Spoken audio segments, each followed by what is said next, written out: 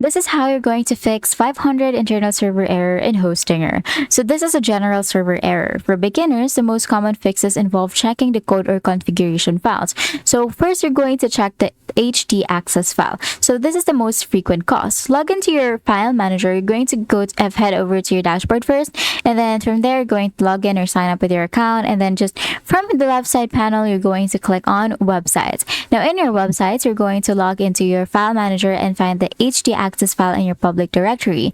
You're going to have to rename it, like for example, to hdaccess_old. If your website works after this, the file was the problem. You can then try creating a new basic.hdaccess file.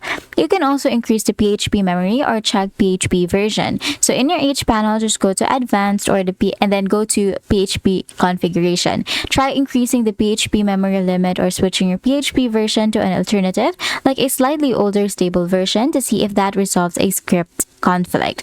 In H panel, you can also try to check the error logs. So again, in H panel, just find analytics or logs and look for the error log. This log often points directly to the file and line number of the code that caused the error, which helps you pinpoint the issue. And that's it. That is how you're going to fix 500 internal server error in Hostinger. If this video helped you, please don't forget to like the video and subscribe to the channel for more videos like this.